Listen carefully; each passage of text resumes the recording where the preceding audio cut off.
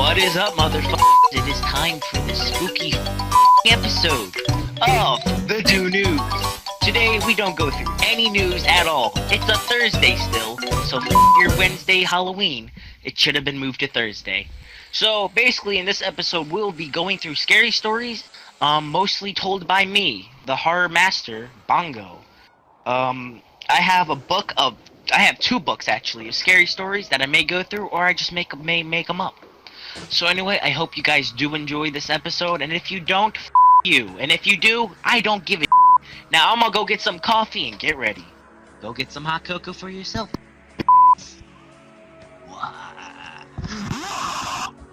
Okay, so today we have Noah, and we are interviewing him at the box. So Noah, tell us, what is your opinion on Mountain Dew? It's good. Thank you. What's Sorry, so we're doing an interview right now. Can you please back up? I feel Okay, like so you're being friendly. Let me go ahead. what's your opinion on the First Order? What's that? What's your opinion on the First Order? Was stupid. I'm sorry. Say it louder. What is your opinion on the First Order? It's us. Pretty good. Yeah, it's us. Thank you. It's pretty good. Let me get Get on my interview. Yeah, Hey, what the hey, get out of here. Security! Security! Oh no. Oh, you don't wanna with Oof, man. Look at those muscles, dude. Alright. Alright, so guys, we are interviewing Juke. Juke, how are you? I'm doing good, how are you? Doing pretty good today. What is your opinion on Mountain Dew? Oh man, it's really good. I love it so much that I'm even a part of a group for it. Oh really, and what is that group? The First Order, you're talking to me about it right now? Oh, sorry, how much do you like the First Order? It's really good, man. I really like it. Who's your favorite in the First Order? It's gotta be my father, Corn. Corn, can you get up here? Come on. Corn's dead. I'm dead. Well, this is just That's just a a hologram. figment of my, this is just a hologram. He's my favorite, but he's dead. Your dad's So, your imaginary yeah, friend. he's dead. Okay, and, okay, let's do some trivia. Who is the owner of the First Order?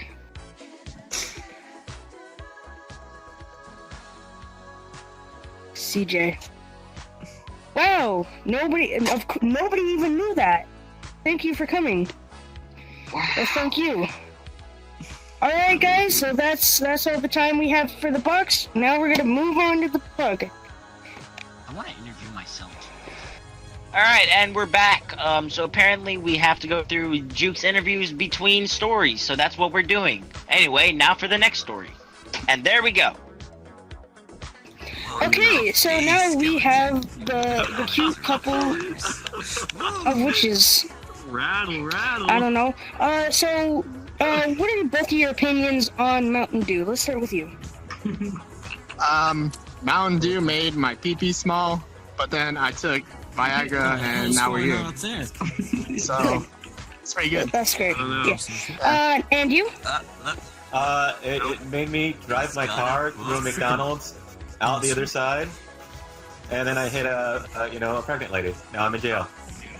That's great. That's really good. Have any of you heard of the First Order? I heard of the Third Reich. Okay. Have you ever heard of the First Order? No. Okay.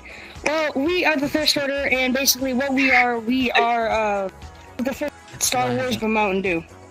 Can we please stop the silly string? Oh, that's We got enough silly string. mind them. Okay. We're a better Okay. ripoff of the original. Yes, we are a better That's a version low of Star bar, Wars. to be honest. So, Okay. Would you ever recommend Mountain Dew to your friends? yeah, sure.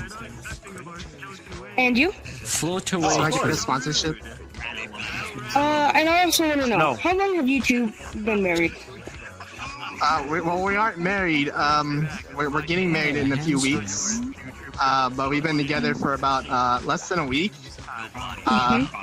You know, it's a funny story. I got paid $30 to marry him, so it's pretty great. Do you guys gonna be married in the first order ship? I would prefer not. It's really good.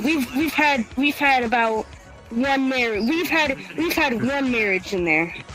You had one marriage in there? Yes, it was great. How many It was have you great. asked? We haven't asked anybody. You had a wow. Okay. So it was a willing participant. Yes, Wow, right. it was the owner and his wife. Oh, well that makes sense. It's a freaking Yes. camera.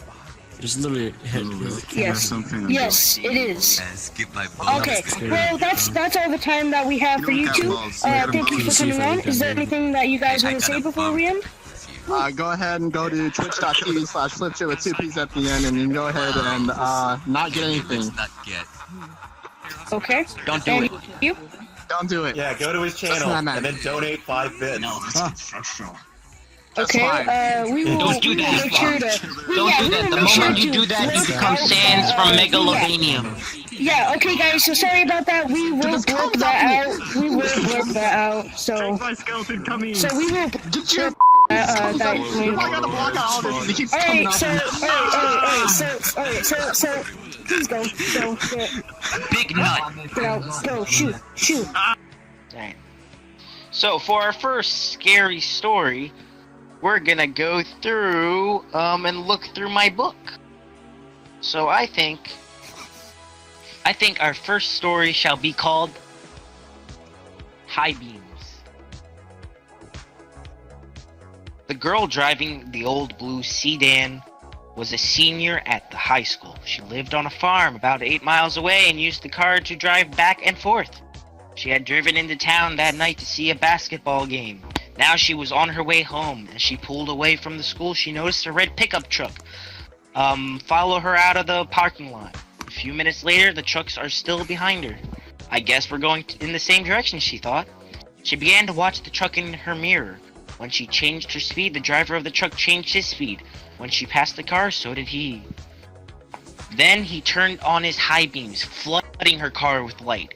He left them on for almost a minute.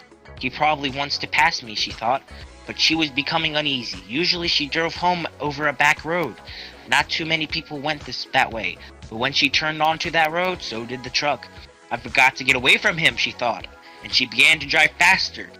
Then he turned his high beams on again. After a minute, he turned them off. Then he turned them on again and turned them off again. She drove even faster, but the truck driver stayed right behind her. Then he turned his high beams on again. Once more, her car was ablaze with light. What is he doing? She wondered. What does he want? Then he turned them off again. But a minute later, he had them on again, and he left them on. At last, she pulled into her driveway, and the truck pulled in right behind her. She jumped from the car and ran to the house. Call the police, she screamed at her father. Out in the driveway, she could see the driver of the truck. He had a gun in his hand. When the police arrived, they started to arrest him, but he pointed to the girl's car. You don't want me, he said. You want him. Crouched behind the driver's seat, there was a man with a knife. As the driver of the truck explained it, the man slipped into the girl's car just before she left the school. He saw it happen, but there was no way he could stop it. He thought about getting the police, but he was afraid to leave her, so he followed her car. Each time the man in the back seat reached up to overpower her, the driver of the truck turned on his high beams. Then the man dropped down, afraid that someone might see him. That was, high beams. For our next story, we have the babysitter. After this quick commercial. And then we're back. Alright, the babysitter. It was 9 o'clock in the evening. Everybody was sitting on the couch in front of the TV, where there were Richard, Brian, Jenny, and Doreen, the babysitter. The telephone rang. Maybe it's your mother, said Doreen. She picked up the phone before she could say a word. A man laughed hysterically and hung up. Who was it? Asked Richard. Some nut, said Doreen. What did I miss? At 9:30, the telephone rang again. Doreen answered it. It was the man who had called before. "I'll be there soon," he said. He laughed and hung up. "Who was it?" the children asked. "Some crazy person," she said. About 10 o'clock, the telephone rang again. Jenny got to it first. "Hello," she said. It was the same man. "1 more hour," he said, and he laughed and hung up. He said 1 more hour. "What did he mean?" asked Jenny. "Don't worry," said Doreen. "It's somebody fooling around." "I'm scared," said Jenny. About 10:30, the telephone rang once more. When Doreen picked it up, the man said, "Pretty soon now," and he laughed. "Why are you doing this?" Doreen screamed, and he hung up. "Was it the guy again?" asked Brian. "Yes, Doreen. I'm going to call the operator and complain." The operator told her to call back if it happened again, and she would try to trace the call. At 11 o'clock, the telephone rang again. Doreen answered. "Very soon now," the man said, and he laughed and hung up. Doreen called the operator almost at once. She called back. "That person is calling from a telephone upstairs," she said. "You better leave. I'll get the police." Just then, a door upstairs opened. A man they had never seen before started down the stairs towards them. As they ran from the house, he was smiling in a very strange way. A few minutes later, the police found him there and arrested him. Now for a quick commercial. Alright, so... Okay, guys, so today we are in the Mad Cat lobby, and we are interviewing a skeleton. What's up? I'm the skeleton. Okay, so Skeleton, I have a few questions for you. So, what is your opinion on Mountain Dew? On Mountain Dew, it killed me. Great. Same. Yeah. Do you know who the First Order is?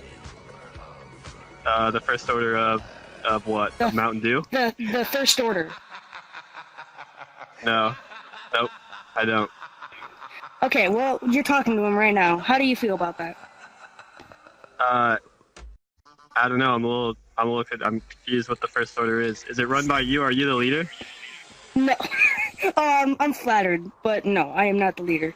The First Order is basically, Star Wars, but Mountain Dew. Star Wars, but Mountain Dew. Yes. So instead of lightsabers, you have 2 liters of Mountain Dew. Yes. Okay, got it. Would you ever recommend Mountain Dew to one of your friends? Considering it killed me, yeah, probably. Good. Pretty lonely to be Thank dead. you. Okay, so that's all the questions I have for you today. Thank you for coming on. And is there anything else you would like to say?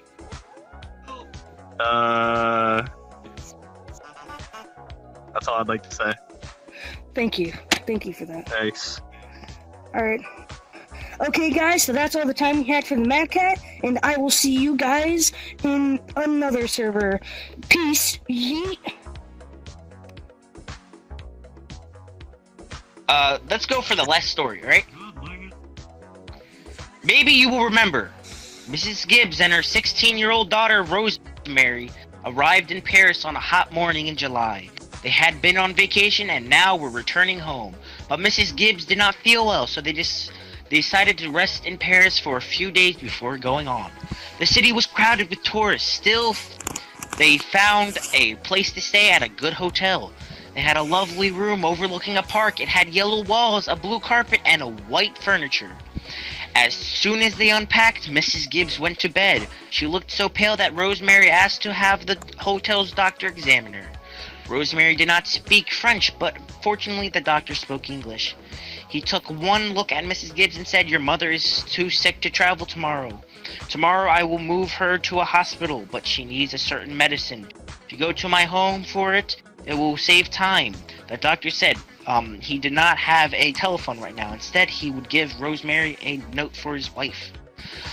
The hotel manager put Rosemary in a taxi and in French told the driver how to find the doctor's house. "It will take only a little while," he told her, "and the taxi will bring you back." But as the driver slowly drove up one street and down another, it seemed to take forever. At one point, Rosemary was sure they had gone down the same street twice. It took almost as long as the doctor's wife to answer the door. Then get the medicine ready. As Rosemary sat on a bench in an empty waiting room, she kept thinking, "Why can't you hurry? Please hurry." Then she heard a telephone ring somewhere in the house, but the doctor had told her he didn't have a telephone right now. What was going on? They drove back as slowly as they had come, crawling up one street and down another. Rosemary sat in the back seat, filled with dread, her mother's medicine clutched in her hand. Why was everything taking so long? She was sure the taxi driver was going in the wrong direction. Are you going to the right hotel? She asked. He didn't answer. She asked again, but still he didn't reply. When he stopped for a traffic light, she threw open the door and ran from the cab. She stopped a woman on the street. The woman did not speak English, but she knew someone who did. Rosemary was right. They had been driving in the wrong direction. When she finally got back to the hotel, it was early evening. She went up to the desk clerk who had given them their room. "I'm Rosemary Gibbs," she said. "My mother and I are in room 505. May I please have the key?" The clerk looked at her closely. "You must be mistaken," he said. "There is another guest in that room. Are you sure you are in the right hotel?" He turned to help someone else. She waited until he was finished. "You gave us that room yourself when we arrived this morning," he said. She said, "How could you forget?" He stared at her as if she had lost her mind. "You must be mistaken," he said. "I've never seen you before. Are you sure you are in the right hotel?" She asked to see the registration card they had filled out when they arrived. "It's June and Rosemary Gibbs," she said. The clerk looked in the file. "We have no card for you," he said. "You must be in the wrong hotel." "The hotel doctor will know me," Rosemary replied. "He examined my mother when we arrived. He sent me for medicine she needs. I want to see him." That doctor came downstairs. "Here's the medicine for my mother," Rosemary said, holding it out to him. "Your wife gave it to me." "I've never seen you before," he said. "You must be in the wrong hotel." She asked her for the hotel manager who had put her in the taxi. Surely he would remember her. "You must be in the wrong hotel," he said. "Let me give you a room where you can rest. Then maybe you will remember where you and your mother are staying." "I want to see our room," Rosemary said, raising her voice. "It's room 505. But it was nothing like the room she remembered. It had a double bed, not twin beds. The furniture was black, not white. The carpet was green, not blue. There was someone else's clothing in the closet. The room she knew had vanished, and so had her mother. "This is not the room," she said. "Where is my mother? What have you done with her?" "You are in the wrong hotel," the manager said patiently, as if he were speaking to a young child. Rosemary asked to see the police. "My mother, our things, the room, they have all disappeared," she told them. "Are you sure you're in the right hotel?" they asked. "She went to her embassy for help." "Are you sure it is the right hotel?" they asked. Rosemary thought that she was losing her mind. "Why don't you rest here for a while?" they said. "Then maybe you'll remember." But Rosemary's problem was not her memory. It was she did not know. See page 102. What? Alright, I'm going to page 102.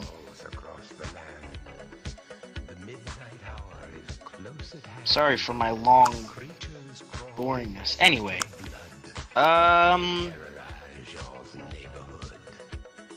What happened to Rosemary's mother when the hotel doctor saw Mrs. Gibbs? He knew at once that she was about to die. She had a form of the plague, a dread disease that killed quickly and caused frightening epidemics.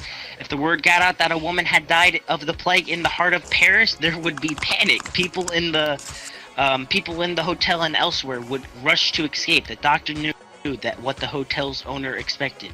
He was to keep the case a secret, otherwise they would lose lots of money. To keep Rosemary out of the way, the doctor sent her to the other side of Paris for some worthless medicine. As he expected, Mrs. Gibbs died soon after she left. Her body was smuggled out of the hotel to a cemetery, where it was buried. A team of workmen quickly repainted the room and replaced everything in it. The desk clerks were ordered to tell Rosemary that she was in the wrong hotel. When she insisted on seeing her room, it had become a different place, and of course, her mother had vanished. All those involved were warned that they would lose their jobs if they gave away the secret. To avoid panic in the city, the police and the newspapers agreed to say nothing of the death. No police reports were filed. No news stories appeared. It was as if Rosemary's mother and her room had never existed. There's another thing where it says,